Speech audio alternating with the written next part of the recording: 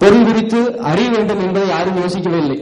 அது ஒரு கூடுதலான விஷயம். அது இதுல தமிழ் இலக்கியங்கள் சம்பந்தம் மட்டுமே நீங்கள் எடுத்துக் கொள்கிறீர்கள். மேலும் அனைத்து துறைகளிலும் இதை கொண்டு வர முடியுமா? கண்டிப்பாக நேரத்தின் அருமை கருதிதான் என்னுடைய உரையை சற்று குறுக்கி இருக்கிறேன். எனது தமிழாசிரியர் நான் இந்த ஆய்வை மேற்கொள்ளும் பொழுதே இலக்கணத்திற்கு முக்கியத்துவம் கொடுக்கின்றேன். ஏனால் என்னுடைய ஆசிரியர் தொல்காப்பிய செல்வன், அவர் தொல்காப்பியத்தை கற்றுத் தேர்ந்தவர். அவர் முதலில் என்னிடம் சொன்னது இலக்கணத்திற்கு முக்கியத்துவம் கொடு என்று.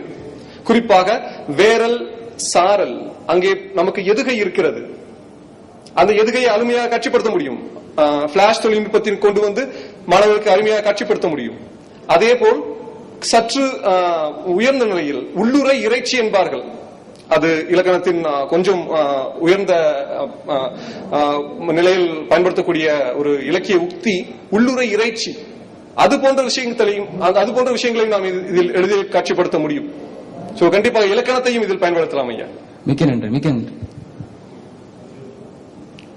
மருத்துவர் ரவிக்குமார், கோவை மருத்துவக் கல்லூரியில் பேராசிரியராக பணிபுரிந்து வருகிறேன்.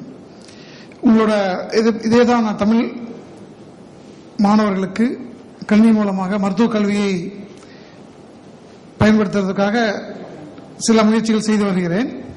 நீங்க சொன்னது பெரிய விஷயம். நீங்க சொன்ன அதே எடுத்துக்காட்டு சிறுகோட்டு பெருபல மாதிரி சின்ன கம்ப்யூட்டர்ல பெரிய தமிழை, அதுவும் பலாசுலை, தேனிய பலாசுலையான தமிழை உங்களோட எக்ஸாம்பிளே பண்ண முடிஞ்சது. கண்டிப்பா முடியும். பட் அதுக்கு தேவை உங்களை போல டெடிகேட்டட் டீச்சர்ஸ். நாங்க மெடிக்கேஷன் மட்டும் தான் தெரியும். இங்க டெடிகேட்டட் டீச்சர்ஸ் நிறைய பேர் வேணும். பட் அதுக்கான சாஃப்ட்வேர் டெவலப்மெண்ட் எல்லாமே இருக்குது, எல்லாமே கிடைக்குது. பட் இன்னும் கொஞ்ச நாள்ல இது மிக எல்லா துறைக்கும் பரவும். அது சம்பந்தமா உங்களுக்கு ஏதாவது டவுட்னா உங்களை கனெக்ட் பண்ணுவோம். கண்டிப்பா கண்டிப்பா. முக்கியமான பாராட்டுகள். நன்றி ஐயா. நன்றி. முதல்ல பாராட்டுக்கள். நன்றி ஐயா. இதுல படங்களையும் ஒலி வழியாக கொடுப்பதையும் தனித்தனியா அப்படியே நிலையான படமா காட்டுவதால் அது நாம சொல்ல விரும்புகின்ற செய்தி போய் சேராது. ஆனா இதையே கணிப்பொறி வச்சு அசைவு படங்கள் அனிமேஷன் வச்சுமே அழகா செய்யலாம். நீங்க தமிழ் இணைய பல்கலைக்கழகத்துல மழலை கல்வின்னு ஒரு இணைப்பு இருக்கு. அங்க போய் பாருங்க. 8 பொருள்கள் கொடுத்திருக்கிறோம். அதை முழுக்க முழுக்க வடிவமைத்தது நான் இந்த காலத்துல. அதுல எழுத்துக்களை அறிவது எப்படி, எண்களை அறிவது எப்படி, வழக்கு சொற்கள், கதைகள், பாட்டுகள், உரையாடல்கள் எல்லாம் இருக்கு. அங்க பாத்தீங்கன்னா அந்த எண்ணை பற்றி ஒன்றே யாருக்கும் தலைவர் பாட்டை பாத்தீங்கன்னா அந்த ஒன்றுன்னு வரும்போது ஒன்றுக்கு ஒன்று மட்டும் ஹைலைட் ஆகும். அந்த மாதிரி சொல்லும் போது நம்ம என்ன கருத்தை சொல்ல விரும்புகின்றோமோ அந்த கருத்தை மட்டும் நம்ம அந்த ஒரு அசைப்படுத்தல காட்டினீங்கன்னா அது போய் சேரும். நீங்க இந்த பாட்டை சொல்லும் போது எல்லாம் மொத்தமா காட்டினீங்க, அந்த பாட்டு வரிகள் வரும்பொழுது மூங்கில் மூங்கில் அங்க வரணும். அப்படி அந்த அசைவு படத்தை நாம் பயன்படுத்தினால் நாம் சொல்ல விரும்புகின்ற கருத்து மக்களை அருமையா போய் சேரும். இனி வருங்காலத்தில் இப்படி கணிப்பொறியுடைய உதவியின்றி ஆசிரியர்கள் ஆசிரியர் பணியை செய்ய முடியாது என்பதில் எந்த ஐயமும் இல்லை. அதுல மொழி பாடம் என்பதல்ல, எல்லா பாடங்களையும் வழங்கலாம். எல்லா பாடங்களும் வழங்கலாம். இப்போ MCA MBA பாடங்கள் எல்லாம் பாரதிதாசன் பல்கலைக்கழகத்தில் நாங்க இணையத்தின் வழியாக கற்பிப்பதில் பாடத்தை எழுதிட்டு இருக்கோம். அதுல எல்லாம் இதெல்லாம் வருது. அதனால கணிப்பொறி நமக்கு ஒரு பெரிய கருவி. அது மிக நன்றாக அதாவது இப்போ கருவி நம்ம கையில இருக்கு, அதை எப்படி பயன்படுத்துவது என்பதை நம்ம அறிவு சார்ந்து நல்ல செய்தோமையானால் சொல்ல வருகின்ற, அதாவது அந்த காலத்துல நான் ஒரு மின் பொறியாளர் பசங்களுக்கு மின்னோட்டம் எப்படி நிகழுது, மின் அழுத்தம் எப்போ உண்டாகிறது, அதுல சிங்கிள் ஃபேஸ் 2 ஃபேஸ் 3 ஃபேஸ் சொல்லுவாங்க என்ன, பவர் ஃபேக்டர்னா என்ன, கற்பனை வச்சு மேடையில டான்ஸ் ஆடி தான் சொல்லிக் கொடுக்க வேண்டியிருக்கு. ஆனால் இன்றைக்கு கணிப்பொறி பயன்படுத்தி அவனை எடுத்துட்டு போயிடலாம். ஒரு கற்பனை உலகத்திற்கு மாணவர்களை எடுத்து செல்ல முடியும், கருத்துக்களை தெளிவாக சொல்ல முடியும். எனவே இப்படி கணிப்பொறியினுடைய வசதியின்றி இனி ஆசிரியர்கள் முழுமையான ஆசிரியராக பணி செய்ய முடியாது. வாழ்த்துக்கள். நன்றி. தொடருங்கள். நன்றி ஐயா. தமிழ் பேராசிரியர்கள் இப்போ நீங்க சொல்றது மாதிரி பார்த்தோன்னா அவர் இசை அவருக்கு தெரிஞ்சிருக்கணும். ஒண்ணு, இசையோட கூடி பாடணும் அவருக்கு தெரிஞ்சிருக்கணும். கணினி அவருக்கு தெரிஞ்சிருக்கணும். இப்படி பல நாலேஜும் அவருக்கு தெரிஞ்சிருக்கணும் அப்படிங்கிற மாதிரி நீங்க சொல்றீங்க. அது முழுமையா அவரால் அதெல்லாம் கிராஸ் பண்ணி இதெல்லாம் பண்ண முடியுமான்னு எனக்கு சந்தேகம். ஏன்னா இசை படிக்கிறதுக்கு 5-6 வருஷம் ஆகும். ரொம்ப அதெல்லாம் தெரிஞ்சுதான் பண்ண முடியும்.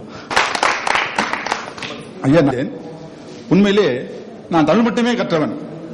இங்க இருக்கக்கூடியவர்கள் அத்தனை பேருமே கம்ப்யூட்டர் அறிவும் பெற்றிருக்கிறார்கள். இவர்களிடத்தில் எந்த அளவுக்கு அது வரவேற்பு இருக்கிறது என்பதை பார்க்கின்ற பொழுது மிக சிறப்பான வரவேற்பு இருந்ததனாலே நாம இந்த அவையினுடைய தலைவருக்கு ஒரு சிறு வேண்டுகோள். ஐயா சொல்லுங்க. அதாவது இந்த அளவுக்கு வரவேற்பு இருக்கிறதுனால கற்றவர் மத்தியில நீங்க அரசாங்கத்துக்கு முதல்வர்களுக்கு சொல்லி சங்க தமிழுக்கு முழுக்க ஒவ்வொரு பாட்டுக்கும் இத்தகைய ஒரு ஒரு முயற்சியை செய்தால் அது பல பயன்பாடுடையதாக இருக்கும். உண்மையிலேயே நமது தமிழ் மொழியை நாம் ஒரு செம்மொழியாக்குவதற்கான முழு ஒத்துழைப்பு நாம் செய்ததாக இருக்க வேண்டும். ஆகவே இந்த அரங்கில அத்தகைய ஒரு செய்தியை நீங்கள் அவருக்கு அனுப்ப வேண்டும். அதற்கான முயற்சியை இணையதளத்து பேராசிரியர் பெருமக்கள் எல்லாம் இயக்குனர் இருக்கிறார், அவரெல்லாம் ஈடுபட வேண்டும் என்று பணிவுடன் கேட்டுக்கொள்கிறேன். நன்றி ஐயா. நான் இந்த உங்களுடைய வேண்டுகோளை இனி அந்த இன்ஃபிட் தலைவருக்கு நான் தெரிவிக்கிறேன். மத்தத்துக்கு அவங்க நக்கீரன் ஐயா வேற அங்க இருக்கிறாங்க. அவங்க இந்த அமர்வு இத்துடன் முடிவுறுகிறது. இந்த முதிய நடு ஆராய்ச்சியாளர்களுக்கு மிக்க மிக்க நன்றி. புதிய கருத்துக்கள் மிகவும் வெளிப்பட்டன. இந்த அமர்வை மிகவும் சிறப்புற நடத்தி கொடுத்த உங்களுக்கும் நன்றி. ஐயா நக்கீரன் ஏதோ சொல்ல விரும்புறாங்க.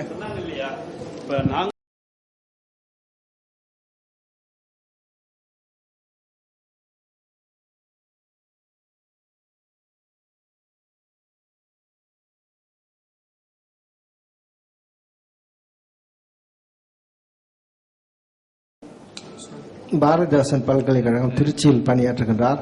அவர்கள் தற்பொழுது கலைஞர் தமிழ் பேசும் கணினிக்கண் உருவாக்க திட்டம் என்ற தலைப்பு பற்றி பேச உள்ளார். கணினி என்பது பொதுவாக உங்களுக்கெல்லாம் அது ஒரு கருவி, அல்ல எங்களுக்கு அது கண்கள். அதனால் நான் நீண்ட காலமாக சொல்லி வருவது, கணினி எமது கோயில், இணையம் எமது இறைவன் என்கிற ஒரு பொது முறையில் அதை பற்றி சொல்லி ரொம்ப திரும்பிடுச்சு பாது. அதனால் இதை ஏன் நாம் கலைஞர் தமிழ் பேசும் கணினிக்கண் உருவாக்க திட்டம் என்று கூறியிருக்கிறேன் என்பதற்கான காரணம், நாங்களாம் 7வது 8வது வகுப்பு படிக்கிற காலத்திலிருந்து கலைஞருடைய பேச்சை கேட்டுத்தான் தமிழை அறிந்தோம். தமிழ் ஆசிரியர்கள் சொல்லிக் கொடுத்தார்கள் என்றாலும் கூட தமிழில் இப்படியெல்லாம் ஒரு சிறப்பாக பேச முடியும் என்று தெரிந்து கொண்டு பிறகு தமிழை படிக்கலாம், தமிழில் பணி செய்யலாம் என்கிற கருத்தெல்லாம் எங்களுக்குள் உருவாகி வெளியில் தெரியாமலே எங்கள் பள்ளிகளில் மிகச் சிறந்த தமிழ் நிகழ்ச்சிகள் நடந்து கொண்டிருந்தன. பட்டிமன்றங்கள், கவியரங்கங்கள் நிறைய நடக்கும். இதற்கெல்லாம் நாங்கள்லாம் கலைஞரை ஒரு ஊற்றாக வழியாக எடுத்துக்கொண்டோம். அந்த சூழலில் தமிழ் செம்மொழியாக அறிவிக்கப்பட்டதும், இப்பொழுது செம்மொழி மாநாடு நடப்பதும், அவர் முதலமைச்சராக இருப்பதும், கணினி பற்றிய அறிவு எனக்கு கிடைத்ததும், இப்படியான பல சூழ்நிலைகளின் காரணமாக இப்பொழுது ஒரு கணினிக்கண் உருவாக்க திட்டத்தை அவர் மூலமாக செயல்படுத்துவது பொருத்தமாக இருக்கும் என்று கருதி அந்த பெயரை இந்த கட்டுரையில் நான் சேர்த்தேன். மேலும் 1970களில் நான் அப்பொழுது மிகவும் சிறுவனாக இருந்தபோது அவரே தாமாக முன்வந்து பார்வையற்றோர் சங்கத்தில் ஒரு முறை ஒரு ஆண்டு விழாவுக்கு அழைத்த போது